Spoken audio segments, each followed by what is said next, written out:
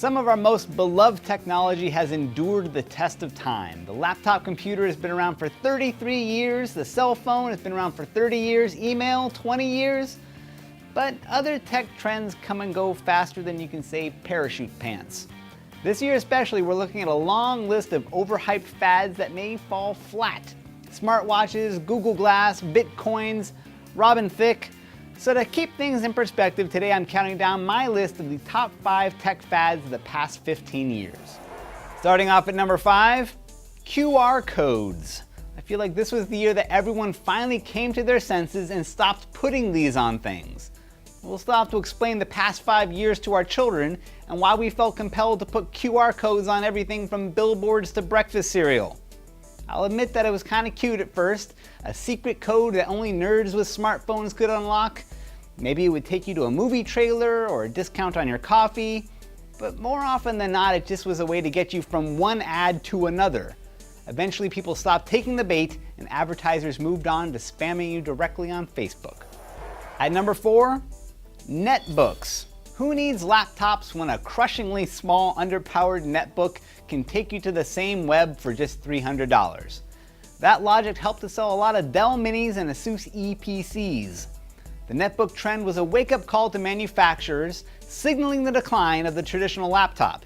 People wanted something different, they wanted something simple, and something much less expensive. And then they got that in 2010 when Apple unveiled the iPad. The netbook was a nice placeholder, but when the tablet market took off, it killed the netbook and really put the squeeze on laptops. Coming in at number 3, Second Life. At a time that was post-MySpace but not yet consumed by Facebook and Twitter, the cool people were all running their avatars around Second Life and getting molested by the virtual equivalent of a Burning Man peyote vision. Not to be left out, big brands like Dell, Reebok, and American Apparel were all setting up virtual stores staffed by virtual employees and leading real economists to wonder what it all meant. The GDP of Second Life was larger than most small nations. But then, like a cat to a laser pen, we all found other ways to distract ourselves online.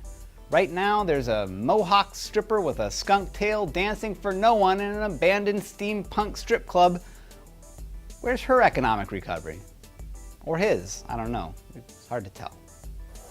Back to reality for our number 2 tech fad that was more hype than substance, the 3D TV. Well, really 3D in general if you think about it.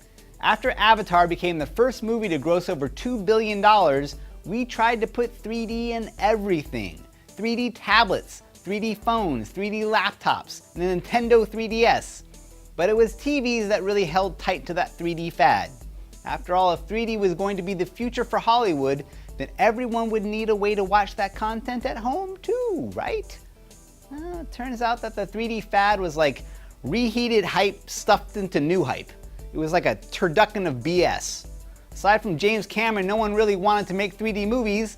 Audiences didn't really want to pay more to see 3D movies, and they certainly didn't want to buy a whole new TV just to get migraines at home.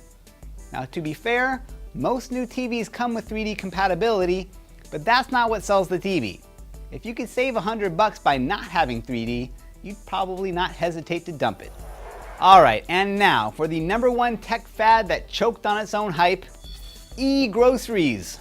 Yes, I'm reaching all the way back to the web van days for this one. In the late 90s, at the height of the dot-com boom, it seemed that the internet was going to overturn every traditional brick-and-mortar business, and none seemed more ripe for disruption than the local grocery store. Webvan and others secured millions of dollars to quickly establish themselves as key players. They built warehouses, bought fleets of delivery trucks, and hired thousands of workers, bracing themselves for the insane demand of a public unshackled from having to waste their time pushing wobbly-wheeled carts around big box grocery stores. And then nothing. Not so much. Turns out that old habits die hard. Putting aside the insane cost of all the infrastructure involved, people just didn't really want to shop for groceries online. What they want is for the groceries to magically appear in their kitchen. So until the Star Trek food replicator becomes a reality, the supermarket is going to be just fine. So there you have it, 5 of the biggest, lamest fads in recent tech history, though I'm starting to think we'll have a few more to add to the list before the year is through. For more Top 5 videos, head over to top5.cnet.com where you can leave me a comment with your own failed tech fad nominations. Until then, I'm Donald Bell. Thanks for watching.